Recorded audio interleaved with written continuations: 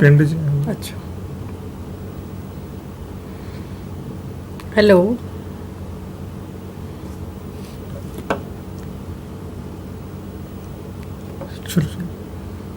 ਕਰਦੇ ਸੀ। सत श्री अकाल विद्यार्थियों।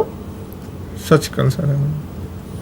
ਅੱਜ ਬੇਟੇ ਤੁਹਾਡੇ 10+2 ਦੇ ਪਹਿਲੇ ਸੈਸ਼ਨ ਦੀ ਸ਼ੁਰੂਆਤ ਅਸੀਂ ਤੁਹਾਡੇ ਨਾਲ ਕਰ ਰਹੇ ਹਾਂ। ਸਭ ਤੋਂ ਪਹਿਲਾਂ ਅਸੀਂ ਤੁਹਾਨੂੰ 10+2 ਚ ਹੋਣ ਦੇ ਲਈ ਬਹੁਤ ਬਹੁਤ ਮੁਬਾਰਕ ਦਿੰਦੇ ਹਾਂ। ਸਾਰਿਆਂ ਨੂੰ ਮੁਬਾਰਕਾਂ ਜੀ। ਅੱਜ ਬੱਚੇ ਅਸੀਂ ਥੋੜਾ ਜਿਹਾ ਲੈਕਚਰ ਦਾ ਸਟਾਈਲ ਥੋੜਾ ਜਿਹਾ ਅਸੀਂ ਵਿਚਾਰ ਵਟਾਂਦਰੇ ਦੇ ਤੌਰ ਤੇ ਉੱਤੇ ਲੈਕਚਰ ਦੇਣਾ ਚਾਹੁੰਦੇ ਹਾਂ ਤੁਹਾਡੇ ਨਾਲ। ਸੋ ਮੇਰੇ ਨਾਲ ਸਟੂਡੀਓ ਦੇ ਵਿੱਚ ਸਰਦਾਰ ਹਰਮੀਤ ਸਿੰਘ ਜੀ ਹੈਗੇ ਨੇ, ਜਿਹੜੇ ਕਿ senior secondary school Baba Sohan Singh Bhakna Kalan Amritsar ਤੋਂ ਅੱਜ ਇੱਥੇ ਤੁਹਾਡੇ ਨਾਲ ਵਿਚਾਰ ਕਰਨ ਆਏ ਨੇ। ਸੋ ਅਸੀਂ ਹਰਮੀਤ ਸਰ ਅੱਜ ਤੁਹਾਡਾ ਇੱਥੇ ਆਉਣ ਤੇ ਬਹੁਤ ਸਵਾਗਤ ਵੀ ਕਰਦੇ ਹਾਂ। ਥੈਂਕ ਯੂ ਜੀ, ਥੈਂਕ ਯੂ ਜੀ। ਤੇ ਬੱਚੇ ਅੱਜ ਅਸੀਂ ਸਤਿ ਸ਼੍ਰੀ ਅਕਾਲ ਸਭ ਤੁਹਾਨੂੰ ਸਤਿ ਸ਼੍ਰੀ ਅਕਾਲ ਕਹਿ ਰਹੇ ਨੇ ਬੇਟੇ ਸਾਰਿਆਂ ਨੂੰ। ਸੋ ਅੱਜ ਅਸੀਂ ਤੁਹਾਡੇ ਨਾਲ ਡਿਸਕਸ ਕਰਾਂਗੇ, ਤੁਹਾਨੂੰ ਪੜਾਵਾਂਗੇ ਨਹੀਂ, ਤੁਹਾਡੇ ਨਾਲ ਸਿਰਫ ਅਸੀਂ ਇਹਨਾਂ ਨਾਲ ਗੱਲਬਾਤ ਕਰਾਂਗੇ। ਤੇ ਆਪਾਂ ਅੱਜ ਡਿਸਕਸ ਕਰਨਾ ਹੈ ਕਿ ਅਸੀਂ ਆਓ ਆਪਾਂ ਜਾਣੀਏ ਭਾਰਤੀ ਲੋਕਤੰਤਰ ਨੂੰ। ਤੁਸੀਂ ਮੈਨੂੰ ਲੱਗਦਾ 6ਵੀਂ ਕਲਾਸ ਤੋਂ 11ਵੀਂ ਕਲਾਸ ਤੱਕ ਲੋਕਤੰਤਰ ਸ਼ਬਦ ਸੁਣਦੇ ਆਏ ਹੋ, ਤੇ ਇਸ ਦੇ ਬਾਰੇ ਵਿੱਚ ਲੋਕਤੰਤਰ ਕੀ ਹੈ, ਕੀ ਭਾਰਤ ਵਿੱਚ ਲੋਕਤੰਤਰ ਹੈ ਜਾਂ ਨਹੀਂ ਹੈ, ਕੀ ਚੱਲ ਰਿਹਾ ਹੈ, ਵਧੀਆ ਚੱਲ ਰਿਹਾ ਹੈ, ਚੱਲਣਾ ਚਾਹੀਦਾ ਹੈ ਜਾਂ ਇਸ ਦੀ ਜਗ੍ਹਾ ਦੂਜੀ ਪ੍ਰਣਾਲੀ ਕੋਈ ਆਣੀ ਚਾਹੀਦੀ ਹੈ। ਇਹਨਾਂ ਸਾਰੀਆਂ ਗੱਲਾਂ ਦੇ ਉੱਤੇ ਅੱਜ ਅਸੀਂ ਤੁਹਾਡੇ ਨਾਲ ਚਰਚਾ ਕਰਾਂਗੇ। ਸੋ ਆਓ ਅਸੀਂ ਸ਼ੁਰੂਆਤ ਕਰਦੇ ਹਾਂ। ਸਰ ਹਰਮੀਤ ਸਰ ਸਾਨੂੰ ਦੱਸਣਗੇ ਕਿ ਸਭ ਤੋਂ ਪਹਿਲਾਂ ਲੋਕਤੰਤਰ ਦੇ ਬਾਰੇ ਵਿੱਚ ਸਰ ਤੁਹਾਡੀ ਕੀ ਰਾਏ ਹੈ। ਲੋਕਤੰਤਰ ਜੀ ਇਹ ਸਭ ਤੋਂ ਹਰਮਨ ਪਿਆਰੀ ਸਰਕਾਰ ਇਸ ਟਾਈਮ ਦੀ ਮੰਨੀ ਗਈ ਹੈ। ਬਿਲਕੁਲ। ਤੇ ਤਕਰੀਬਨ 90% ਦੇਸ਼ਾਂ ਦੇ ਵਿੱਚ ਜਿਹੜਾ ਇਸ ਟਾਈਮ ਲੋਕਤੰਤਰ ਆ, ਜਿਨ੍ਹਾਂ ਦੇਸ਼ਾਂ ਵਿੱਚ ਲੋਕਤੰਤਰ ਹੈਗਾ ਉਹ ਤੇ ਇਹਦੀ ਸਫਲਤਾ ਲਈ ਅੱਗੇ ਜਾ ਰਹੇ ਆ। ਜਿਨ੍ਹਾਂ ਦੇਸ਼ਾਂ ਦੇ ਵਿੱਚ ਲੋਕਤੰਤਰ ਨਹੀਂ ਆ ਉਹ ਇਸ ਪ੍ਰਣਾਲੀ ਨੂੰ ਅਪਣਾਉਣ ਦਾ ਯਤਨ ਕਰ ਰਹੇ ਹਨ। ਠੀਕ ਹੈ ਜੀ। ਹਾਂਜੀ, ਬਹੁਤ ਵਧੀਆ ਸਰ ਨੇ ਗੱਲ ਕਹੀ ਕਿ ਮੋਸਟ ਆਫ ਦੀ ਕੰਟਰੀਜ਼ ਇਸ ਵੇਲੇ ਸਾਡੇ ਕੋਲ ਲੋਕਤੰਤਰੀ ਦੇਸ਼ਾਂ ਦੀ ਗਿਣਤੀ ਜ਼ਿਆਦਾ ਹੈ, ਪਰ ਫਿਰ ਵੀ ਜਿੱਥੇ ਲੋਕਤੰਤਰ ਨਹੀਂ ਹੈ, ਤਾਨਾਸ਼ਾਹੀ ਹੈ ਜਾਂ ਹਜੇ ਵੀ ਕੋਈ ਹੋਰ ਸ਼ਾਸਨ ਪ੍ਰਣਾਲੀ ਕੰਮ ਕਰ ਰਹੀ ਹੈ, ਤਾਂ ਉੱਥੋਂ ਦੇ ਲੋਕ ਵੀ ਚਾਹੁੰਦੇ ਨੇ ਕਿ ਲੋਕਤੰਤਰ ਨੂੰ ਅਸੀਂ ਅਡਾਪਟ ਕਰੀਏ because this is the best farm of government ਜਿਹਦੇ ਵਿੱਚ ਕਿ ਨਾਗਰਿਕਾਂ ਨੂੰ ਪੂਰਨ ਸੁਤੰਤਰਤਾ ਅਤੇ ਅਧਿਕਾਰ ਦਿੱਤੇ ਜਾਂਦੇ ਨੇ। ਹਾਂਜੀ ਹਰਮੀਤ ਜੀ, ਸਭ ਤੋਂ ਪਹਿਲਾਂ ਅਸੀਂ ਬੱਚਿਆਂ ਨਾਲ ਇੱਕ ਵਾਰੀ ਫਿਰ ਤੋਂ ਲੋਕਤੰਤਰ ਦਾ ਅਰਥ ਡਿਸਕਸ ਕਰ ਲਈਏ। ਇਹ ਲੋਕਤੰਤਰ ਜੀ ਯੂਨਾਨੀ ਭਾਸ਼ਾ ਦਾ ਸ਼ਬਦ ਆ। ਅੰਗਰੇਜ਼ੀ ਚ ਅਸੀਂ ਡੈਮੋਕ੍ਰੇਸੀ ਕਹਿੰਦੇ ਆ। ਇਹ ਯੂਨਾਨੀ ਭਾਸ਼ਾ ਦੇ ਦੋ ਸ਼ਬਦ ਨੇ, ਡੇਮੋਸ ਪਲੱਸ ਕ੍ਰੈਟੋਸ। ਉਸ ਤੋਂ ਨਿਕਲਿਆ ਜੀ ਡੇਮੋਸ ਦਾ ਅਰਥ ਹੈ ਲੋਕ, ਕ੍ਰੈਟੋਸ ਦਾ ਅਰਥ ਹੈ ਸ਼ਕਤੀ ਜਾਂ ਸ਼ਾਸਨ। ਸੋ ਜੇ ਤਾਂ ਆਪਾਂ ਪੰਜਾਬੀ ਚ ਵੀ ਇਹਨਾਂ ਸ਼ਬਦਾਂ ਦਾ ਜੋੜ ਕਰ ਲਈਏ, ਲੋਕ ਪਲੱਸ ਤੰਤਰ, ਲੋਕ ਆਮ ਜਨਤਾ ਆ ਜਾਂਦੀ ਹੈ, ਤੰਤਰ ਤੋਂ ਭਾਵ ਰਾਜ ਪ੍ਰਬੰਧ ਜਾਂ ਸ਼ਾਸਨ। ਉਹਦੇ ਵਿੱਚ ਅਸੀਂ ਦੇਖਦੇ ਹਾਂ ਕਿ ਲੋਕਤੰਤਰ ਉਹ ਸ਼ਾਸਨ ਜਿਹੜਾ ਲੋਕਾਂ ਦੁਆਰਾ ਹੀ ਕੀਤਾ ਜਾਂਦਾ, ਜਿਹਦੇ ਵਿੱਚ ਸ਼ਕਤੀ ਜਿਹੜੀ ਆ, ਸ਼ਾਸਨ ਦੀ ਸ਼ਕਤੀ ਜਿਹੜੀ ਆ ਉਹ ਲੋਕਾਂ ਦੇ ਹੱਥਾਂ ਵਿੱਚ ਹੋਵੇ, ਉਸ ਨੂੰ ਅਸੀਂ ਲੋਕਤੰਤਰ ਮੰਨਦੇ ਹਾਂ। ਹਾਂ ਬੱਚੇ, ਬਹੁਤ ਸੋਹਣਾ ਸਰ ਨੇ ਤੁਹਾਨੂੰ ਦੱਸਿਆ ਕਿ ਲੋਕਤੰਤਰ ਦਾ ਸ਼ਬਦੀ ਅਰਥ। ਨਾਲ ਹੀ ਹਰਮੀਤ ਮੇਰੇ ਖਿਆਲ ਅਸੀਂ ਬੱਚਿਆਂ ਨੂੰ ਇਹ ਵੀ ਦੱਸ ਦਈਏ ਕਿ ਬੱਚੇ ਇਹਦੇ ਉੱਤੇ ਤੁਹਾਨੂੰ ਕੁਐਸਚਨ ਵੀ ਆ ਜਾਂਦਾ ਹੈ ਕਿ ਲੋਕਤੰਤਰ ਦਾ ਸ਼ਬਦੀ ਅਰਥ ਕੀ ਹੈ। ਅਲਟੀਮੇਟਲੀ ਉਹ ਸਰਕਾਰ ਜਿਹਦੇ ਵਿੱਚ ਸਾਰੀ ਸ਼ਕਤੀ ਲੋਕਾਂ ਦੇ ਹੱਥਾਂ ਵਿੱਚ ਹੁੰਦੀ ਹੈ। ਤੇ ਜੇ ਆਪਾਂ ਲੋਕਤੰਤਰ ਦੀ ਪਰਿਭਾਸ਼ਾ ਦੀ ਗੱਲ ਕਰੀਏ ਤਾਂ ਵੀ ਹਰਮੀਤ ਜੀ ਬਿਲਕੁਲ ਇਹ ਸੇਮ ਆ ਜਾਂਦਾ ਹੈ ਕਿ ਲਾਰਡ ਬ੍ਰਾਈਸ ਵਿਦਵਾਨ ਹੋਏ ਨੇ, ਉਹਨਾਂ ਨੇ ਤਾਂ ਕਿਹਾ ਕਿ ਲੋਕਤੰਤਰ ਉਹ ਸਰਕਾਰ ਹੈ ਜਿਸ ਵਿੱਚ ਸਾਰੇ ਵਿਅਕਤੀਆਂ ਦਾ ਹਿੱਸਾ ਹੋਵੇ, ਜਿਸ ਵਿੱਚ ਸ਼ਾਸਨ ਦੀ ਸ਼ਕਤੀ ਸਾਰੇ ਲੋਕਾਂ ਦੇ ਹੱਥਾਂ ਵਿੱਚ ਹੋਵੇ। ਹਾਂਜੀ, ਅਬਰਾਹਮ ਲਿੰਕਨ ਵੀ ਕਿਹਾ ਲੋਕਤੰਤਰ ਲੋਕਾਂ ਰਾਹੀਂ ਲੋਕਾਂ ਲਈ ਅਤੇ ਲੋਕਾਂ ਦੀ ਸਰਕਾਰ ਹੁੰਦੀ ਹੈ। ਇਹ 'ਚ ਸਾਰਾ ਕੰਮ ਜਿਹੜਾ ਲੋਕ ਪਾਰਟਿਸਿਪੇਟ ਕਰਦੇ ਆ, ਲੋਕ ਹੀ ਸਰਕਾਰ ਨੂੰ ਚੁਣਦੇ ਆ ਤੇ ਲੋਕਾਂ ਲਈ ਹੀ ਉਹ ਸਰਕਾਰ ਦਾ ਗਠਨ ਕੀਤਾ ਜਾਂਦਾ। ਲੋਕ ਆਪਣੇ ਉੱਤੇ ਹੀ ਸ਼ਾਸਨ ਕਰਦੇ ਆ। ਬੱਚੇ ਇਹ ਬਹੁਤ ਸੋਹਣੀ ਪਰਿਭਾਸ਼ਾ ਹੈ। ਤੇ ਜੇ ਤੁਹਾਨੂੰ ਕਦੇ ਵੀ ਕੁਐਸਚਨ ਦੇ ਵਿੱਚ ਆ ਜਾਂਦਾ ਹੈ ਕਿ ਲੋਕਤੰਤਰ ਦੀ ਸਭ ਤੋਂ ਸੁੰਦਰ ਪਰਿਭਾਸ਼ਾ, ਤਾਂ ਅਬਰਾਹਮ ਲਿੰਕਨ ਜਿਹੜੇ ਕਿ ਅਮਰੀਕਾ ਦੇ ਸਾਡੇ ਰਾਸ਼ਟਰਪਤੀ ਹੋਏ ਨੇ, ਉਹਨਾਂ ਨੇ ਬਹੁਤ ਸੋਹਣੇ ਸ਼ਬਦਾਂ ਵਿੱਚ democracy is the government of the people, for the people and ਬਾय the people. ਅਸਲ ਵਿੱਚ ਉਹੀ ਸਰਕਾਰ ਹੈ ਜਿਹੜੀ ਤੁਹਾਡੇ ਲਈ ਬਣੀ ਹੈ, ਜਿਹਨੂੰ ਤੁਸੀਂ ਚੁਣਿਆ ਹੈ ਤੇ ਹਰ ਪੱਖੋਂ ਤੁਹਾਡੇ ਲਈ ਹੀ ਕੰਮ ਕਰਦੀ ਹੈ। ਹੁਣ ਅੱਗੇ ਅਸੀਂ ਗੱਲ ਕਰਦੇ ਹਾਂ ਕਿ ਲੋਕਤੰਤਰ, ਹੁਣ ਬੱਚੇ ਅਸੀਂ ਦੇਖੋ ਕਹਿਣ ਨੂੰ ਭਾਰਤ ਵਿੱਚ ਵੀ ਲੋਕਤੰਤਰ ਹੈ, ਇੰਗਲੈਂਡ ਵਿੱਚ ਵੀ ਲੋਕਤੰਤਰ ਹੈ, ਵੱਖ ਤਰ੍ਹਾਂ ਦੇ ਲੋਕਤੰਤਰ ਚੱਲ ਰਹੇ ਨੇ। ਸੋ ਲੋਕਤੰਤਰ ਦਾ ਕੀ ਰੂਪ ਹੋ ਸਕਦਾ ਹੈ? ਇਸ ਦੀਆਂ ਖੈਰ ਕਈ ਰੂਪ ਹੋ ਸਕਦੇ ਨੇ, ਪਰ ਮੇਜਰਲੀ ਅਸੀਂ ਇਹਨੂੰ ਇਹਦੇ ਵਿੱਚ ਮੈਡਮ ਅਸੀਂ ਦੋ ਰੂਪ ਦੇ ਮੰਨੇ ਜਾਂਦੇ ਆ ਜੀ। ਇੱਕ ਪ੍ਰਤੱਖ ਲੋਕਤੰਤਰ, ਜਿਹੜਾ ਪੁਰਾਣੇ ਸਮੇਂ ਯੂਨਾਨ ਦੇ ਸਮੇਂ ਛੋਟੇ ਛੋਟੇ ਨਗਰ ਰਾਜ ਹੋਇਆ ਕਰਦੇ ਸੀ, ਉਹਦੇ ਵਿੱਚ ਪ੍ਰਤੱਖ ਲੋਕਤੰਤਰ ਸੀ। ਪ੍ਰਤੱਖ ਲੋਕਤੰਤਰ ਚ ਇਸ ਤਰ੍ਹਾਂ ਹੁੰਦਾ ਜੀ, ਜਿਸ ਤਰ੍ਹਾਂ ਛੋਟੇ ਰਾਜ ਸੀਗੇ, ਜਨਸੰਖਿਆ ਘੱਟ ਸੀਗੀ, ਲੋਕ ਇਕੱਠੇ ਹੋ ਕੇ ਇੱਕ ਜਗ੍ਹਾ ਤੇ ਆਪਣੇ ਜਿਹੜੇ ਰੂਲ ਐਂਡ ਰੈਗੂਲੇਸ਼ਨ ਬਣਾ ਲੈਂਦੇ ਸੀ। ਉਹ ਆਪਣੇ ਉੱਤੇ ਸ਼ਾਸਨ, ਜਿਸ ਤਰ੍ਹਾਂ ਆਪਾਂ ਸਲਾਈਡ ਤੇ ਵੀ ਦੇਖਾਂਗੇ ਬਾਅਦ ਵਿੱਚ, ਕਿ ਇਹ ਲੋਕ ਇਕੱਠੇ ਹੋ ਕੇ ਕਾਨੂੰਨ ਪਾਸ ਕਰਦੇ ਸੀ, ਕਾਨੂੰਨ ਲਾਗੂ ਕਰਨ ਦੀ ਸ਼ਕਤੀ ਉਹਨਾਂ ਨੂੰ ਆਪਣੇ ਆਪ ਹੀ ਸੌਂਪਦੇ ਸੀਗੇ, ਸਾਰਾ ਕੁਝ ਆਪ ਇਲੈਕਟ ਕਰਦੇ ਸੀ ਇਕੱਠੇ ਹੋ ਕੇ। ਤੇ ਕਿਉਂਕਿ ਅੱਜ ਕੱਲ ਵੱਡੇ ਵੱਡੇ ਮਹਾਰਾਸ਼ਟਰੀ ਰਾਜ ਆ ਗਏ ਆ, ਜਨਸੰਖਿਆ ਵਧਣ ਦੇ ਕਾਰਨ ਕਰਕੇ, ਸੋ ਉਹ ਪੋਸੀਬਿਲਿਟੀ ਨਹੀਂ ਹੈਗੀ ਵੱਡੇ ਰਾਜਾਂ ਦੇ ਵਿੱਚ। ਬਹੁਤ ਸੋਹਣੀ ਗੱਲ ਬੇਟੇ, ਤੁਸੀਂ 11ਵੀਂ ਕਲਾਸ ਵਿੱਚ ਵੀ ਹਰਮੀਤ ਮੈਂ ਕਿ 11ਵੀਂ ਕਲਾਸ ਵੀ ਇਹ ਹੈ ਕਿ ਯੂਨਾਨ ਦੇ ਵਿੱਚ ਜਦੋਂ 5000 ਜਾਂ 10000 ਦੀ ਆਬਾਦੀ ਹੋਇਆ ਕਰਦੇ ਸੀ, ਉੱਥੇ ਇਹ ਪੋਸੀਬਲ ਸੀ ਕਿ ਲੋਕ ਇਕੱਠੇ ਹੋ ਕੇ ਆਪਣੇ ਪ੍ਰਤੀਨਿਧਾਂ ਨੂੰ ਚੁਣਨ ਜਾਂ ਕਾਨੂੰਨ ਬਣਾਉਣ ਵਿੱਚ ਹਿੱਸਾ ਲੈਣ, ਜਾਂ ਕਾਨੂੰਨ ਦੀ ਬਣਤਰ ਦੇ ਵਿੱਚ ਜਾਂ ਉਸ ਕਾਨੂੰਨ ਨੂੰ ਵਾਪਸ ਕਰਨ ਦੇ ਵਿੱਚ ਉਹ ਜੁਆਇੰਟਲੀ ਇਕੱਠੇ ਹੋ ਕੇ ਸਾਰੇ ਕੰਮ ਕਰ ਸਕਦੇ ਸੀ। ਮੈਨੂੰ ਲੱਗਦਾ ਹਰਮੀਤ ਅੱਜ ਕੱਲ ਤਾਂ ਇਹ ਪੋਸੀਬਲ ਹੀ ਨਹੀਂ ਹੈ। ਹੁਣ ਤਾਂ ਦੇਸ਼ ਸਵਿਟਜ਼ਰਲੈਂਡ ਦੇ ਕੁਝ ਕੈਂਟਨਸ, ਸਟੇਟਸ ਜਿਹਨੂੰ ਅਸੀਂ ਕਹਿ ਦਿੰਦੇ ਹਾਂ, ਛੋਟੇ ਛੋਟੇ ਹੈਗੇ ਕੈਂਟਨਸ, ਉਹਨਾਂ ਵਿੱਚ ਅਜੇ ਵੀ ਇਹ ਪ੍ਰਥਾ ਜਿਹੜੀ ਹੈ ਚੱਲ ਰਹੀ ਹੈ। ਸਿਰਫ ਇਸ ਕਰਕੇ ਕਿਉਂਕਿ ਉੱਥੇ ਜਨਸੰਖਿਆ ਬਹੁਤ ਘੱਟ ਹੈ। ਭਾਰਤ ਵਰਗੇ ਵੱਡੇ ਦੇਸ਼ਾਂ ਦੇ ਵਿੱਚ ਪ੍ਰਤੱਖ ਲੋਕਤੰਤਰ ਨੂੰ ਜੇ ਅਸੀਂ ਪੋਸੀਬਲ ਕਰਨਾ ਚਾਹੀਏ ਤਾਂ ਅਸੀਂ ਪੋਸੀਬਲ ਨਹੀਂ ਕਰ ਸਕਦੇ। ਤੇ ਦੂਸਰਾ ਹੈ ਅਪ੍ਰਤੱਖ ਲੋਕਤੰਤਰ। ਅਪ੍ਰਤੱਖ ਲੋਕਤੰਤਰ ਹੁੰਦਾ ਮੈਡਮ ਜੀ, ਪ੍ਰਤਿਨਾਤਮਕ ਲੋਕਤੰਤਰ ਅਸੀਂ ਕਹਿੰਦੇ ਆ। ਉਹਦੇ ਵਿੱਚ ਜਿਸ ਤਰ੍ਹਾਂ ਭਾਰਤ ਦੇ ਵਿੱਚ ਆ, ਅਮਰੀਕਾ ਦੇ ਵਿੱਚ ਆ, ਵੱਡੀਆਂ ਵੱਡੀਆਂ ਸਟੇਟਸ ਦੇ ਵਿੱਚ ਆ, ਤੇ ਜਿਹੜੇ ਲੋਕ ਆ ਡਾਇਰੈਕਟਲੀ ਜਿਹੜਾ ਵਾ ਉਹ ਆਪਣਾ ਹਿੱਸਾ ਨਹੀਂ ਪਾਉਂਦੇ, ਉਹ ਆਪਣੇ ਪ੍ਰਤੀਨਿਧਾਂ ਨਹੀਂ, ਤਾਂ ਹੀ ਇਹਨੂੰ ਪ੍ਰਤਿਨਾਤਮਕ ਲੋਕਤੰਤਰ। ਅਸੀਂ ਲੋਕ ਜਿਹੜੇ ਆਪਣੇ ਪ੍ਰਤੀਨਿਧ ਚੁਣਦੇ ਆ, ਪ੍ਰਤੀਨਿਧ ਉੱਪਰ ਜਾ ਕੇ ਜਿਹੜੇ ਸੰਸਦ ਹੁੰਦੀ ਹੈ ਸਾਡੀ, ਪਾਰਲੀਮੈਂਟ ਦੇ ਵਿੱਚ ਜਾਂਦੇ ਆ, ਉਹ ਕਾਨੂੰਨ ਦਾ ਨਿਰਮਾਣ ਉੱਥੇ ਕਰਦੇ ਆ, ਫਿਰ ਉਹਨਾਂ ਨੂੰ ਜਿਹੜਾ ਲਾਗੂ ਕਰਵਾਉਣ ਦਾ ਨਾਲ ਯਤਨ ਕਰਦੇ। ਅਸੀਂ ਆਪਣੇ ਪ੍ਰਤੀਨਿਧਾਂ ਰਾਹੀਂ ਜਿਹੜਾ ਵੋਟਿੰਗ ਦੇ ਵਿੱਚ ਹਿੱਸਾ ਲੈਂਦੇ ਆ। ਪਹਿਲਾਂ ਆਪਾਂ ਆਪਣੇ ਪ੍ਰਤੀਨਿਧ ਚੁਣਦੇ ਆ, ਦੈਨ ਉਸ ਤੋਂ ਬਾਅਦ ਹੀ ਸਾਡੇ ਪ੍ਰਤੀਨਿਧ ਸਾਡੇ ਲਈ ਕਾਨੂੰਨ ਬਣਾਉਂਦੇ ਆ। ਉਹ ਸਾਡੇ ਪ੍ਰਤੀ ਜ਼ਿੰਮੇਵਾਰ ਵੀ ਹੁੰਦੇ ਨੇ।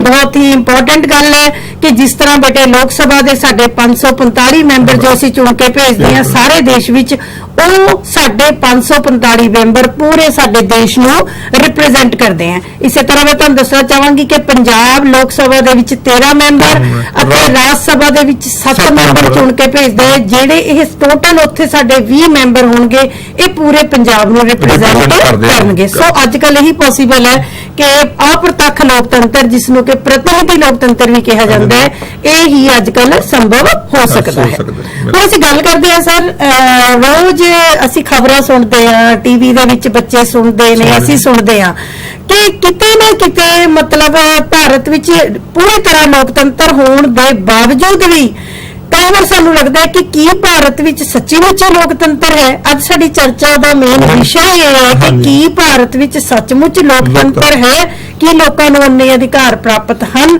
ਸੋ ਕਿਹੜੀਆਂ ਵਿਵਸਥਾਵਾਂ, ਕਿੱਥੋਂ ਸਾਨੂੰ ਪਤਾ ਲੱਗਦਾ ਹੈ? ਤੁਸੀਂ ਆਪਣੇ ਆਲੇ ਦੁਆਲੇ ਨਜ਼ਰ ਮਾਰੋ, ਜਿੱਥੋਂ ਸਾਨੂੰ ਪਤਾ ਲੱਗਦਾ ਹੈ ਕਿ ਭਾਰਤ ਵਿੱਚ ਵਾਕਈ ਹੀ ਲੋਕਤੰਤਰ ਹੈ। ਸਰ ਇਹਦੇ ਬਾਰੇ ਦੱਸੋ ਤੁਸੀਂ। ਲੋਕਤੰਤਰ ਬਿਲਕੁਲ ਚ ਕੋਈ ਸ਼ੱਕ ਨਹੀਂ ਜੀ, ਭਾਰਤ ਵਿੱਚ ਲੋਕਤੰਤਰ ਹੈ। ਉਹਦੇ ਸਾਡੇ ਸੰਵਿਧਾਨ ਵਿੱਚ ਕੁਝ ਵਿਵਸਥਾਵਾਂ ਕੀਤੀਆਂ ਗਈਆਂ, ਬਹੁਤ ਜ਼ਿਆਦਾ। ਸਾਡਾ ਲਿਖਤੀ ਸੰਵਿਧਾਨ ਹੈ, ਲਿਖਤੀ ਸੰਵਿਧਾਨ ਹੋਣ ਕਰਕੇ ਸਾਡੇ ਸੰਵਿਧਾਨ ਵਿੱਚ ਹੀ ਪ੍ਰਤੱਖ ਲੋਕਤੰਤਰ ਨੂੰ ਅਪਣਾਇਆ ਗਿਆ ਵਾ। ਉਹ ਕਈ ਵਿਵਸਥਾਵਾਂ ਸਾਡੇ ਸੰਵਿਧਾਨ ਵਿੱਚ ਹੀ ਉਜਾਗਰ ਹੁੰਦੀ ਆ। ਉਹਦੇ ਵਿੱਚ ਸਭ ਤੋਂ ਸਾਡੀ ਪ੍ਰੀਐਂਬਲ ਤੋਂ ਹੀ ਸ਼ੁਰੂਆਤ ਹੋ ਜਾਂਦੀ ਹੈ ਜੀ।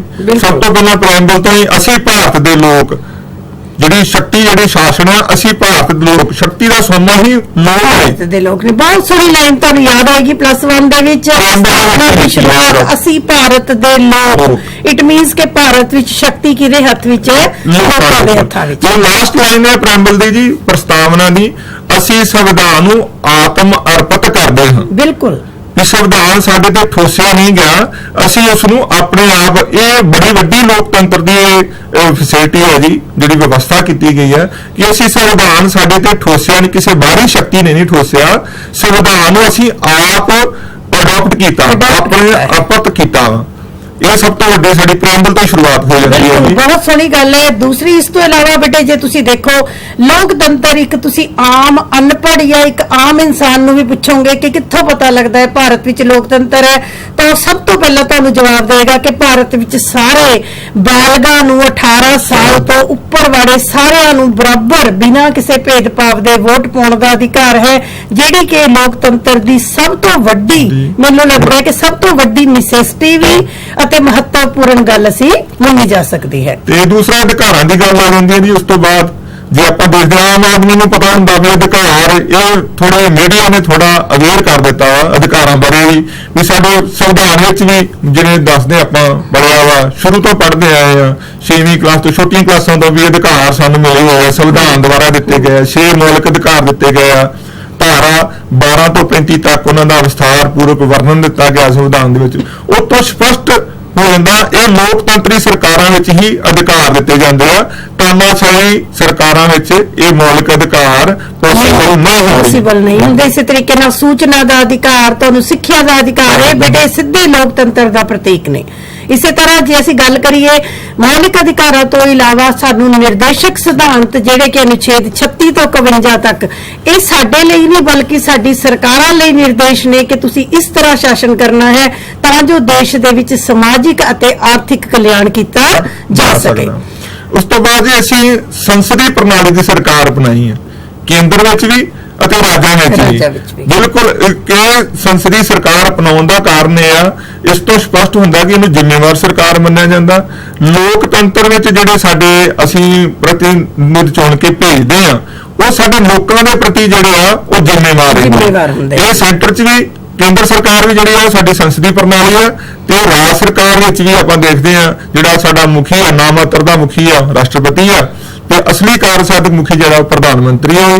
ਤੇ ਇਸੇ ਤਰ੍ਹਾਂ ਰਾਜਾਂ ਦੇ ਵਿੱਚ ਮੁੱਖ ਮੰਤਰੀ ਆ ਕਾਰਜਸਾਧਕ ਮੁਖੀ, ਤੇ ਨਾਮਾਤਰ ਦਾ ਕਾਰਜਸਾਧਕ ਮੁਖੀ ਗਵਰਨਰ ਹੈ। ਸੋ ਜ਼ਿੰਮੇਵਾਰੀ ਪ੍ਰਣਾਲੀ ਦੀ ਅਸੀਂ ਸਰਕਾਰ ਬਣਾਈ ਆ ਜੋ ਲੋਕਤੰਤਰ ਦੀ ਪ੍ਰੋੜਤਾ ਕਰਦੀ ਹੈ। ਇਸੇ ਤਰੀਕੇ ਦੇ ਨਾਲ ਇੱਕ ਬੜੇ ਬਹੁਤ ਹੀ ਵਧੀਆ ਪੁਆਇੰਟ ਜਿਹੜਾ ਕਿ ਅੱਜ ਸਾਡੇ ਭਾਰਤ ਦੇ ਲੋਕਤੰਤਰ ਨੂੰ ਬਚਾਈ ਬੈਠਾ ਹੈ, ਉਹ ਹੈਗੀ ਹੈ ਸਾਡੀ ਸੁਤੰਤਰ ਨਿਆਂਪਾਲਿਕਾ।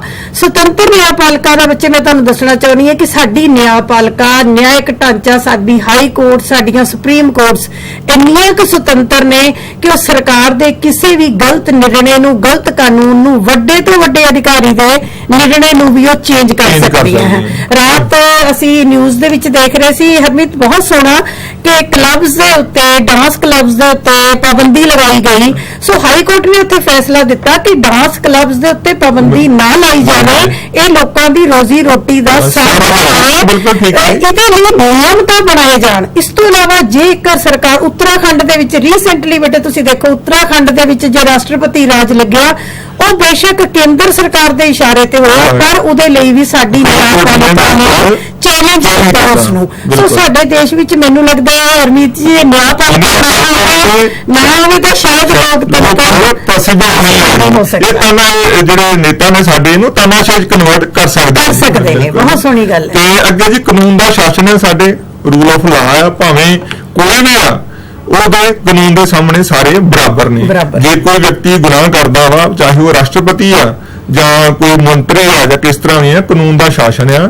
ਹਾਂ, ਦੇਰੀ ਜ਼ਰੂਰ ਹੋ ਸਕਦੀ ਆ ਕਾਨੂੰਨ ਨੂੰ ਲਾਗੂ ਕਰਾਉਣ ਦੇ ਵਿੱਚ, ਜਾਂ ਕੋਈ ਜੋ ਜੁਰਮ ਕੀਤਾ ਜਾਂਦਾ ਉਹਨੂੰ ਫੜੇ ਜਾਣ ਦੇ ਵਿੱਚ ਦੇਰੀ ਜ਼ਰੂਰ ਹੋ ਸਕਦੀ ਆ, ਪਰ ਫੈਸਲਾ ਅਸੀਂ ਦੇਖਦੇ ਹਾਂ 10-15 ਸਾਲ ਬਾਅਦ ਫੈਸਲਾ ਜ਼ਰੂਰ ਆ ਜਾਂਦਾ, ਕੋਰਟ ਜ਼ਰੂਰ ਨਿਆਂ ਕਰ ਦਿੰਦੀ ਆ।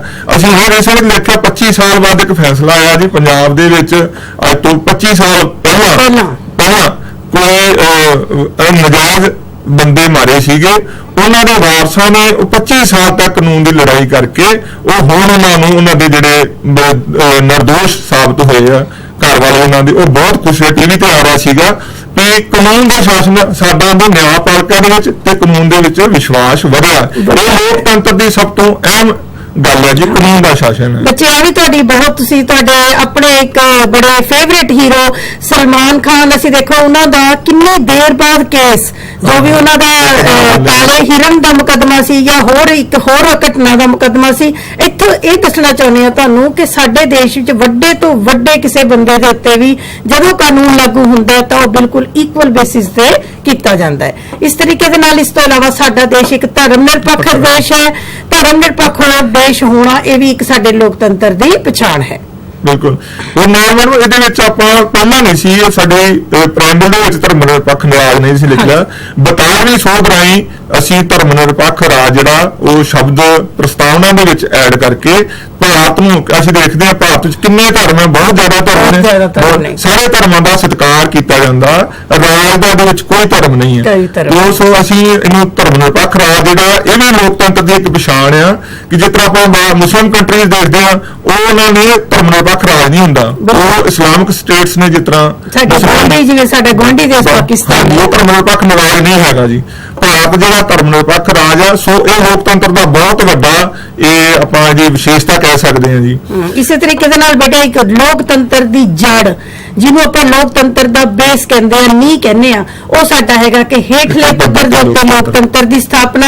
ਤੁਸੀਂ ਤੁਹਾਡੇ ਕੋਲ ਪਿੰਡਾਂ ਦੀਆਂ ਪੰਚਾਇਤਾਂ, ਪਿੰਡਾਂ ਵਿੱਚ ਬਲਾਕ ਸਮਿਤੀਆਂ, ਜ਼ਿਲ੍ਹਾ ਪਰਿਸ਼ਦ, ਇਸੇ ਤਰੀਕੇ ਦੇ ਨਾਲ ਸ਼ਹਿਰਾਂ ਦੇ ਵਿੱਚ ਨਗਰ ਪਾਲਿਕਾਵਾਂ ਦੀ ਸਥਾਪਨਾ, ਨਗਰ ਪੰਚਾਇਤਾਂ ਦੀ, ਨਗਰ ਨਿਗਮਾਂ ਦੀ।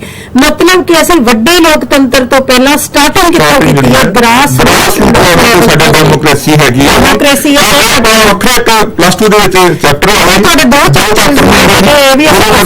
ਪੜਾਂਗੇ। ਹੇਠਲੇ ਪੱਧਰ ਤੇ ਜਿਹੜਾ ਲੋਕਤੰਤਰ ਹੈ ਉਹ ਸਥਾਪਿਤ ਕੀਤਾ ਗਿਆ ਹੈ। ਇਸ ਤੋਂ ਇਲਾਵਾ ਹੋਰ ਸਾਡੀ ਵਿਲੱਖਣਤਾ ਜਿੱਥੇ ਅਸੀਂ ਦੇਖੀਏ ਸਾਡੇ ਦੇਸ਼ 'ਚ ਹਰ ਬੰਦਾ ਵਿਰੋਧ ਕਰ ਸਕਦਾ ਹੈ, ਹਰ ਪੋਲੀਟੀਕਲ ਪਾਰਟੀ ਵਿਰੋਧ ਕਰ ਸਕਦੀ ਹੈ, ਕੋਈ ਆਪਣੇ ਵਿਚਾਰ ਪ੍ਰਗਟਾਉਣਾ ਚਾਹੇ। ਤੁਸੀਂ ਹਰ ਰੋਜ਼ ਨਿਊਜ਼ ਵਿੱਚ ਦੇਖਦੇ ਹੋ ਕਿ ਸਰਕਾਰ ਦੇ ਖਿਲਾਫ ਧਰਨੇ ਲੱਗਦੇ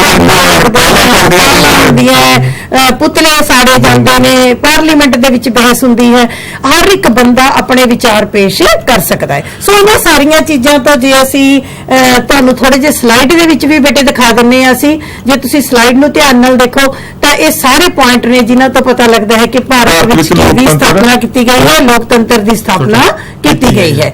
ਸੋ ਇਸ ਤੋਂ ਮੈਨੂੰ ਲੱਗਦਾ ਹੈ ਹਰਮੀਤ ਜੀ ਇਹ ਤਾਂ ਸਾਬਤ ਹੋ ਗਿਆ ਹੈ ਕਿ ਭਾਰਤ ਵਿੱਚ ਕਾਫੀ ਹੱਦ ਤੱਕ ਲੋਕਤੰਤਰ ਪਾਇਆ ਜਾਂਦਾ ਹੈ।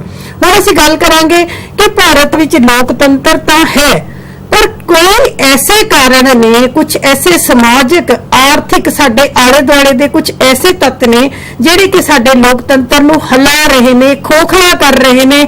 ਜਿੰਨਾ ਵਧੀਆ ਸਾਡਾ ਲੋਕਤੰਤਰ ਬਿਲਕੁਲ ਚੱਲ ਰਿਹਾ ਉਹਨਾਂ ਵਧੀਆ ਨਹੀਂ ਚੱਲ ਰਿਹਾ।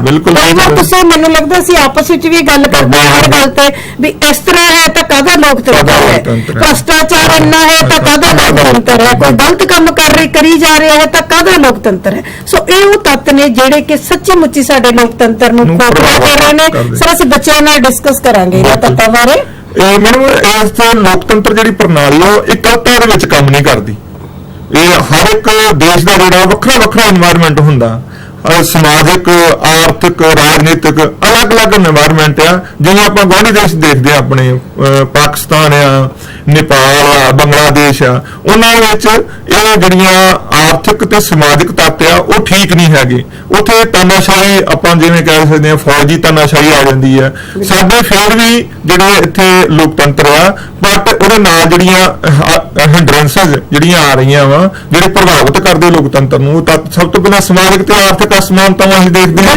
ਅਮੀਰ ਬਹੁਤ ਜ਼ਿਆਦਾ ਅਮੀਰ ਹੈ ਤੇ ਗਰੀਬ ਬਹੁਤ ਜ਼ਿਆਦਾ ਗਰੀਬ ਹੈ। ਔਰ ਗਰੀਬ ਵਿਅਕਤੀ ਦੇ ਲਈ ਲੋਕਤੰਤਰ ਕੋਈ ਮਾਇਨੇ ਨਹੀਂ ਰੱਖਦਾ। ਵੋਟ ਦੀ ਕੀਮਤ ਚੋਣ ਲੜਨਾ, ਹੁਣ ਅਸੀਂ ਕਹਿ ਦਿੰਦੇ ਹਾਂ ਹਰਮੀਤ ਜੀ ਕਿ ਭਾਰਤ ਵਿੱਚ ਹਰ ਵਿਅਕਤੀ ਚੋਣ ਲੜ ਸਕਦਾ ਹੈ। ਸੋਚ ਕੇ ਦੇਖੋ ਕੀ ਸਾਡੇ ਦੇਸ਼ ਵਿੱਚ ਗਰੀਬ ਵਿਅਕਤੀ ਚੋਣ ਲੜ ਸਕਦਾ ਹੈ?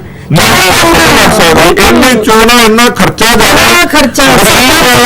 ਚੋਣ ਵੀ ਮੈਨੂੰ ਲੱਗਦਾ ਚੋਣ ਦੇ ਵਿੱਚ ਵੀ ਲੱਖਾਂ ਰੁਪਏ ਖਰਚਾ ਹੋ ਜਾਂਦਾ। ਇੱਕ ਗਰੀਬ ਆਦਮੀ ਤੇ ਉਹਨੂੰ ਆਪਣੀ ਰੋਜ਼ੀ ਰੋਟੀ ਤੋਂ ਹੀ ਨਹੀਂ ਮਿਲ ਹੈਗਾ। ਬਿਲਕੁਲ ਉਹਦਾ ਆਪਣਾ ਸੰਬੰਧ ਸਿਰਫ ਉਹ ਤੁਸੀਂ ਦੇਖੋ ਜਦੋਂ ਇਲੈਕਸ਼ਨ ਦੇ ਵਿੱਚ ਆਉਂਦੀ ਹੈ, ਇਲੈਕਸ਼ਨ ਆਉਂਦੀ ਆ, ਉਹ ਖੁਸ਼ ਹੋ ਜਾਂਦੇ ਗਰੀਬ ਵੀ ਚਲੋ ਇਲੈਕਸ਼ਨ ਦੇ ਦੌਰਾਨ ਸਾਨੂੰ ਪੈਸੇ ਮਿਲਣ। ਬਹੁਤ ਅੱਛੀ ਗੱਲ। ਦੇਖੋ ਤੁਸੀਂ ਆਲੇ ਦੁਆਲੇ ਦੇਖੋ ਕੰਬਲ ਵੰਡੇ ਜਾਂਦੇ ਨੇ, ਸ਼ਰਾਬ ਵੰਡੀ ਜਾਂਦੀ ਹੈ, ਪੈਸੇ ਵੰਡੇ ਜਾਂਦੇ ਨੇ, ਔਰ ਘਰਾਂ ਵਿੱਚ ਕਈ ਵਾਰੀ ਰਾਸ਼ਨ ਤੱਕ ਪਾਇਆ ਜਾਂਦਾ। ਗਰੀਬ ਵਿਅਕਤੀ ਲਈ ਇੰਨਾ ਹੀ ਬਹੁਤ ਹੈ, ਉਹਦੇ ਲਈ ਇਹ ਲੋਕਤੰਤਰ ਹੈ ਸਿਰਫ ਕਿ ਮੇਰੇ ਘਰ ਦਾ 2-3 ਦਿਨ ਦਾ ਰਾਸ਼ਨ ਚੱਲ ਜਾਏ।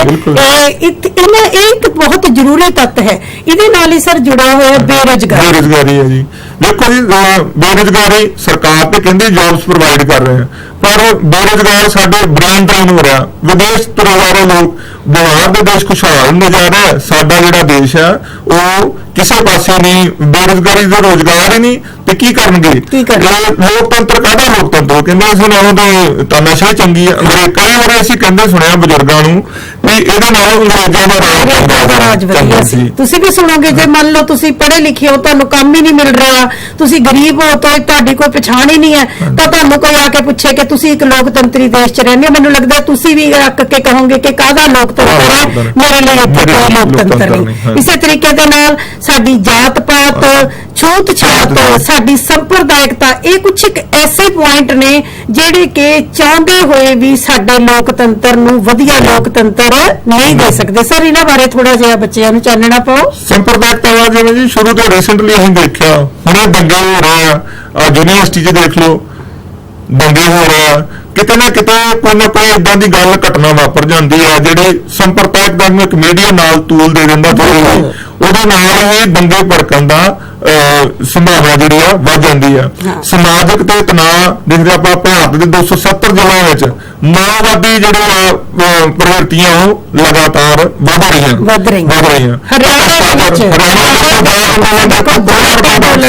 ਜਾਤ ਪਾਤ ਨੇ ਕਰੋੜਾਂ ਰੁਪਈਆਂ ਦਾ ਜਾਨੀ ਮਾਲੀ ਇੱਕ ਵਾਰੀ ਮਨੁੱਖਤਾ ਨੂੰ ਹਿਲਾ ਦੇਣ ਵਾਲਾ ਸਾਡੇ ਰੀਸੈਂਟਲੀ ਸਾਡੇ ਕੋਲ ਹੁਣ ਐਡਾ ਵੱਡਾ ਕਾਂਡ ਹੋਇਆ ਹੈ। ਇਸੇ ਤਰੀਕੇ ਦੇ ਨਾਲ ਹਰਮੀਤ ਮੈਂ ਰਾਤ ਨਿਊਜ਼ ਵਿੱਚ ਸੁਣ ਰਹੀ ਸੀ ਕਿ ਵਾਰਾਣਸੀ ਦੇ ਵਿੱਚ, ਦੇਖੋ ਭਾਰਤ ਇੱਕ ਧਰਮ ਨਿਰਪੱਖ ਦੇਸ਼ ਹੈ, ਵਾਰਾਣਸੀ ਦੇ ਵਿੱਚ ਪਾਕਿਸਤਾਨੀ ਸਿੰਗਰ ਰਾਹਤ ਫਤਿਹ ਅਲੀ ਖਾਨ ਦੇ ਪੋਸਟਰ ਦਿੱਤੇ ਗਏ। ਇੱਕ ਪਾਸੇ ਆਪਾਂ ਗੱਲ ਕਰਦੇ ਹਾਂ ਕਿ ਦੇਸ਼ ਸਾਡਾ ਲੋਕਤੰਤਰੀ ਧਰਮ ਨਿਰਪੱਖ ਹੈ, ਦੂਸਰੇ ਪਾਸੇ ਇੱਕ ਧਰਮ ਵਾਲੇ ਦੂਜੇ ਧਰਮ ਵਾਲਿਆਂ ਦੇ ਸਿੰਗਰ ਤੱਕ ਦੇ ਪੋਸਟਰ ਫਾੜ ਰਹੇ ਨੇ। ਇਹ ਮਤਲਬ ਇੱਕ ਖਿਡੌਣਾ ਲੱਗਦਾ ਹੈ, ਹਾਸੇ ਵਾਲੀ ਗੱਲ ਲੱਗਦੀ ਹੈ ਕਿ ਕੀ ਸੱਚਮੁੱਚ ਲੋਕਤੰਤਰ ਹੈ। ਇਸ ਤੇ ਸੋਚਣਾ ਸਾਨੂੰ ਪਏਗਾ। ਇਸ ਤੋਂ ਇਲਾਵਾ ਵਿਆਪਕ ਪੱਧਰ ਤੇ ਭ੍ਰਿਸ਼ਟਾਚਾਰ ਹੈ ਜੀ। ਇੰਡੀਆ ਦੇ ਵਿੱਚ ਦੇਖੋ, ਅਸੀਂ ਇੱਕ NGO ਹੈ ਜੀ, ਟਰਾਂਸਪੇਰੈਂਸੀ ਇੰਟਰਨੈਸ਼ਨਲ, ਉਹ 2008 ਦੇ ਵਿੱਚ ਇਮਾਨਦਾਰੀ ਦੇ ਪੱਖੋਂ ਭਾਰਤ 85 ਨੰਬਰ ਤੇ ਸੀਗਾ। ਇਮਾਨਦਾਰੀ ਦੇ ਪੱਖੋਂ 85 ਨੰਬਰ ਤੇ ਸੀਗਾ। ਉਸ ਤੋਂ ਬਾਅਦ 2010 ਦੇ 95 ਨੰਬਰ ਤੇ ਚਲੇ ਗਿਆ। 95 ਨੰਬਰ ਤੇ ਚਲੇ ਗਿਆ। 2011 ਦੇ ਵਿੱਚ ਅਸੀਂ ਦੇਖਦੇ ਹਾਂ ਉਸ ਤੋਂ ਵੀ ਕੰਡੀਸ਼ਨ ਜਿਹੜੀ ਆ ਉਹ ਹੁੰਦੀ ਜਾ ਰਹੀ ਹੈ। ਦਿਨੋਂ ਦਿਨ ਅਸੀਂ ਜਿਹੜਾ ਗਿਰਾਵਟ ਵੱਲ ਜਾ ਰਹੇ ਹਾਂ ਹਰ ਪੱਧਰ ਤੇ। ਇਹ ਜਿਹੜੀਆਂ NGO ਸਰਵੇ ਕਰਦੇ ਰਹਿੰਦੀਆਂ, ਹਰ ਪੱਧਰ ਤੋਂ ਆਣ ਕੇ ਦੇਖਦੀਆਂ ਵੀ ਕਿੱਥੇ ਭ੍ਰਿਸ਼ਟਾਚਾਰ, ਉਹ ਭ੍ਰਿਸ਼ਟਾਚਾਰ ਹੀ ਜਿਹੜਾ ਵਾ ਸਾਡੇ ਲੋਕਤੰਤਰ ਨੂੰ ਬੜਾ ਪ੍ਰਭਾਵਿਤ, ਲੋਕਾਂ ਦਾ ਵਿਸ਼ਵਾਸ ਹੀ ਨਹੀਂ ਹੈ ਭ੍ਰਿਸ਼ਟਾਚਾਰ ਕਰਕੇ। ਲੋਕਾਂ ਦਾ ਦੇਖੋ, ਜਦੋਂ ਵੀ ਅਸੀਂ ਇੱਥੇ ਲੈਕਚਰ ਦੇ ਦੌਰਾਨ ਅਸੀਂ ਤੁਹਾਡੇ ਨਾਲ ਬਿਲਕੁਲ ਇਨ ਟੱਚ ਹੋ ਕੇ ਗੱਲ ਕਹਿੰਦੇ ਆ ਕਿ ਜਦੋਂ ਵੀ ਇਲੈਕਸ਼ਨਸ ਆਉਂਦੀਆਂ ਨੇ ਲੋਕ ਸੋਚ ਵਿੱਚ ਪੈ ਜਾਂਦੇ ਨੇ ਕਿ ਅਸੀਂ ਕਿਸ ਸਰਕਾਰ ਨੂੰ ਵੋਟ ਪਾਈਏ, ਕਿਉਂਕਿ ਉਹਨਾਂ ਨੂੰ ਕਿਸੇ ਵੀ ਪਾਰਟੀ ਦੀ ਭ੍ਰਿਸ਼ਟਾਚਾਰ ਨਾ ਹੋਣ ਦੇ ਉੱਤੇ ਉਹਨਾਂ ਨੂੰ ਵਿਸ਼ਵਾਸ ਨਹੀਂ ਹੈ। ਲੱਗਦਾ ਹੈ ਕਿ ਅਸੀਂ ਕਿਹਦੇ ਨਾਲ ਜੁੜੀਏ ਜਿਹੜਾ ਕਿ ਸਾਨੂੰ ਭ੍ਰਿਸ਼ਟਾਚਾਰ ਤੋਂ ਬਚਾ ਸਕੇ। ਇਸੇ ਤਰੀਕੇ ਦੇ ਨਾਲ ਹੋਰ ਸਰ ਹੋਰ ਅਸਹਿਣਸ਼ੀਲਤਾ ਨਵਾਂ ਰੀਸੈਂਟ ਆ ਰਿਹਾ ਜੀ, ਬਹੁਤ ਵਧੀਆ ਪੁਆਇੰਟ ਕਰਦਾ ਨਾਲ ਡਿਸਕਸ ਕਰਨਾ। ਇਹ ਜਿਹੜੀ ਲੋਕਤੰਤਰ ਨੂੰ ਬੜਾ ਪ੍ਰਭਾਵਿਤ ਕਰਦੀ ਹੈ। ਅਸੀਂ ਇਹ ਜਿਹੜੇ ਪੁਆਇੰਟਸ ਇਹਨੂੰ ਡਿਟੇਲ ਚ ਅੱਗੇ ਇੱਕ ਲੈਕਚਰ ਅਲੱਗ ਰੱਖਿਆ ਜੀ, ਉਹ ਸਾਰਾ ਡਿਟੇਲ ਚ ਆਪਾਂ ਇਹਨਾਂ ਬਾਰੇ ਦੱਸਾਂਗੇ। ਅਸਹਿਣਸ਼ੀਲਤਾ ਬਾਰੇ ਥੋੜਾ ਜਿਹਾ ਇਹ ਆਪਾਂ ਦੇਖਦੇ ਹਾਂ ਵੀ ਭਾਰਤ ਜਿਹੜਾ ਧਰਮ ਨਿਰਪੱਖ ਆ, ਬਟ ਅਸਹਿਣਸ਼ੀਲਤਾ ਭਾਵੇਂ ਉਹ ਰਾਜਨੀਤਿਕ ਪੱਧਰ ਤੇ ਜਾਂ ਧਾਰਮਿਕ ਆ ਜਾਂ ਸੰਪਰਦਾਇਕ ਖੇਤਰੀ ਅਸਹਿਣਸ਼ੀਲਤਾ ਉਹ ਵਧੀ ਆ, ਘਟੀ ਨਹੀਂ ਆ। ਜਿਵੇਂ ਆਪਾਂ ਹੁਣੇ ਦੇਖਦੇ ਆ ਕਿ ਸੰਸਦ ਦੇ ਸਰਬਰਤ ਜਿਹੜਾ ਸਮਾਗਮ ਹੋਇਆ ਉਹ ਚ 3 ਦਿਨ ਜਿਹੜੀ ਬਹਿਸ ਆ ਸਹਿਣਸ਼ੀਲਤਾ ਤੇ ਚੱਲੀ ਆ ਉਹਦੇ ਵਿੱਚ। ਠੀਕ ਹੈ, ਜਿਵੇਂ ਨਵਾਂ ਰੀਸੈਂਟ ਜਵਾਹਰ ਨਹਿਰੂ ਚ ਕਨ੍ਹਈਆ ਦਾ ਮੁੱਦਾ ਸਾਰੇ ਦੇਖਦੇ ਹੋ।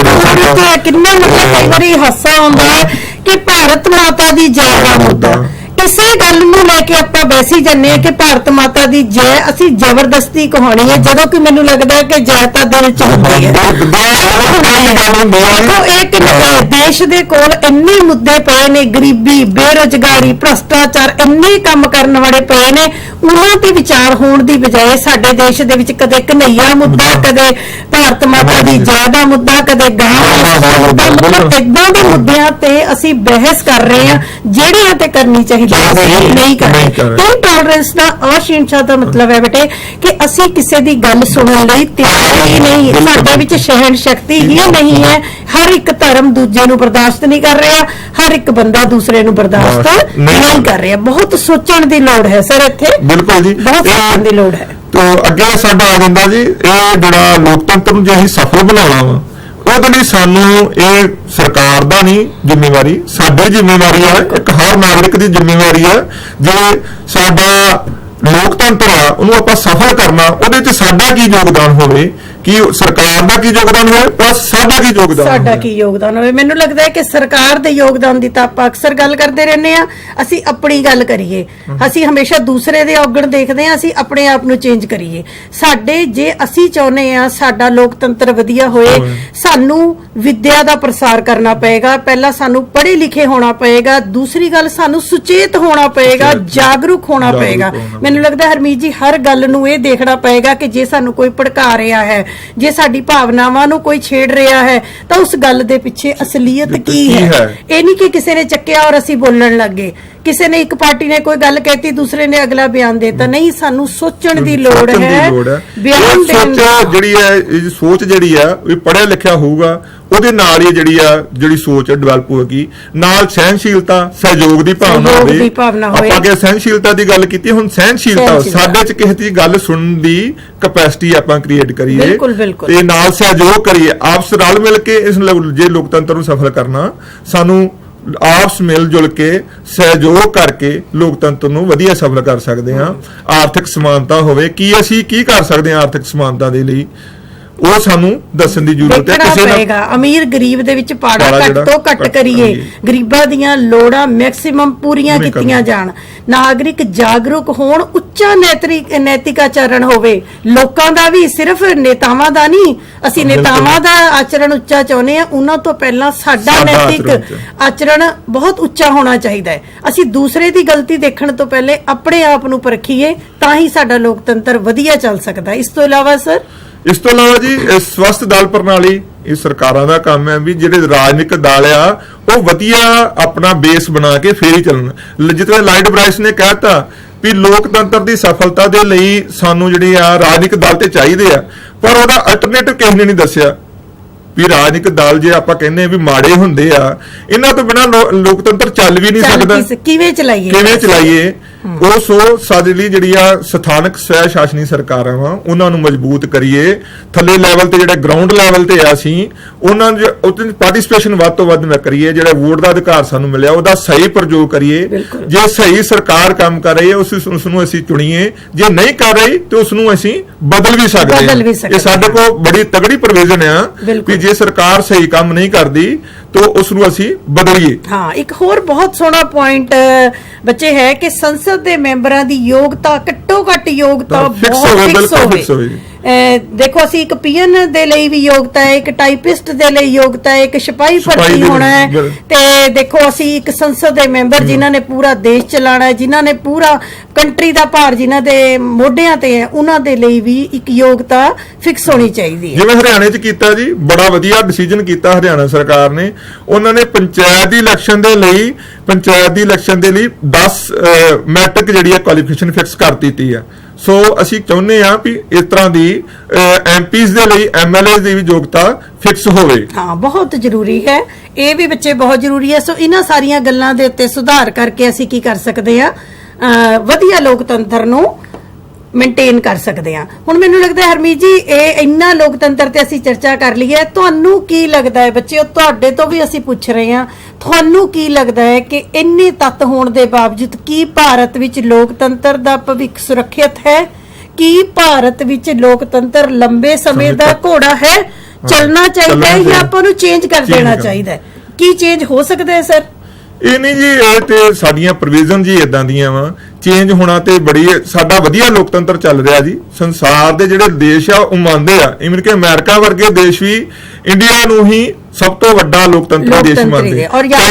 ਚਾਈਨਾ ਹੈ ਜੀ ਜਨਸੰਖਿਆ ਦੇ ਪੱਖੋਂ, ਪਰ ਉੱਥੇ ਉਹ ਜਿਹੜੀਆਂ ਸਾਡੇ ਪ੍ਰੋਵੀਜ਼ਨਸ ਹੈਗੀਆਂ ਉਹ ਨਹੀਂ ਹੈਗੀ, ਉਹ ਸਮਾਜਵਾਦੀ ਉਹਨੂੰ ਲੋਕਤੰਤਰ ਮੰਨਦੇ ਆ।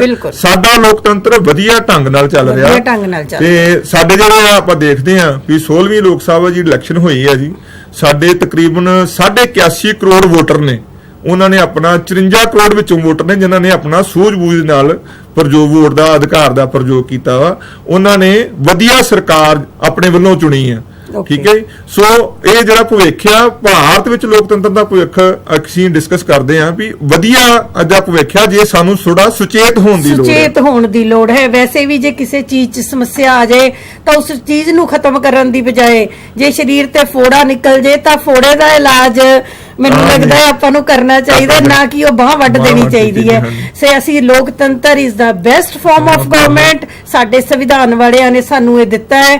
ਅਸੀਂ ਲੋਕਤੰਤਰ ਦੀਆਂ ਕਮੀਆਂ ਨੂੰ, ਇਹਦੇ ਤੇ ਨਿਕਲੇ ਹੋਏ ਫੋੜਿਆਂ ਨੂੰ, ਇਹਦੇ ਵਿੱਚ ਆਏ ਹੋਏ ਦੋਸ਼ਾਂ ਨੂੰ ਖਤਮ ਕਰਨਾ ਹੈ। ਅਸੀਂ ਲੋਕਤੰਤਰ ਨੂੰ ਖਤਮ ਨਹੀਂ ਕਰਨਾ। ਸਾਡੇ ਲੋਕ ਵੀ ਮੈਡਮ ਜਿਹੜੇ ਆ ਤਾਨਾਸ਼ਾਹੀ ਨੂੰ ਨਫ਼ਰਤ ਕਰਦੇ ਆ, ਬਿਲਕੁਲ ਪਸੰਦ ਨਹੀਂ ਕਰਦੇ। ਲਾਗੇ ਜਿਹੜੇ ਦੇਸ਼ ਨੇ ਉਹ ਤਾਨਾਸ਼ਾਹੀ ਨੂੰ ਪਸੰਦ ਕਰਦੇ ਨੇ। ਸਾਡੇ ਲੋਕ ਜਿਹੜੇ ਜੇ ਆਪਾਂ ਦੇਖਦੇ ਆ ਪਿਛਲੇ ਆਪਾਂ ਇਤਿਹਾਸ ਪੜ੍ਹੀਏ ਤੇ 1977 ਦੇ ਵਿੱਚ ਜੇ ਸ਼੍ਰੀਮਤੀ ਇੰਦਰਾ ਗਾਂਧੀ ਨੇ ਕੋਈ ਡਿਕਟੇਟਰਸ਼ਿਪ ਕਰਨ ਦੀ ਕੋਸ਼ਿਸ਼ ਕੀਤੀ, ਲੋਕਾਂ ਨੇ ਸਰਕਾਰ ਚੇਂਜ ਕਰ ਦਿੱਤੀ। ਜਿੰਨੀ ਵਾਰੀ ਵੀ ਤੁਸੀਂ ਦੇਖੋ, ਜਦੋਂ ਵੀ ਲੋਕ ਫੀਲ ਕਰਦੇ ਨੇ ਭਾਰਤ ਦੇ ਲੋਕ ਸਿਆਣੇ ਨੇ, ਅੱਗੇ ਨਾਲੋਂ ਬਹੁਤ ਸਿਆਣੇ ਨੇ, ਜਦੋਂ ਵੀ ਫੀਲ ਕਰਦੇ ਨੇ ਕਿ ਸਰਕਾਰ ਜ਼ਿਆਦਾ ਡਿਕਟੇਟਰ ਬਣ ਰਹੀ ਹੈ, ਡੋਮੀਨੇਟ ਕਰਨ ਦੀ ਕੋਸ਼ਿਸ਼ ਕਰਦੀ ਹੈ, ਉਹ ਉਦੋਂ ਹੀ ਉਸ ਸਰਕਾਰ ਨੂੰ ਜਵਾਬ ਦਿੱਤਾ ਜਾਂਦਾ ਹੈ। ਸੋ ਬਹੁਤ ਵਧੀਆ ਗੱਲ ਹੈ ਇਹ ਵੀ। ਇਸ ਤੋਂ ਇਲਾਵਾ ਹੋਰ ਜੀ ਸਾਡੀਆਂ ਜਿਹੜੀਆਂ ਸੈਨਾਵਾਂ, ਜਿਹੜੀਆਂ ਹਥਿਆਰਬੰਦ ਸੈਨਾਵਾਂ, ਉਹ ਵੀ ਬੜੀਆਂ ਲਾਇਲ ਨੇ।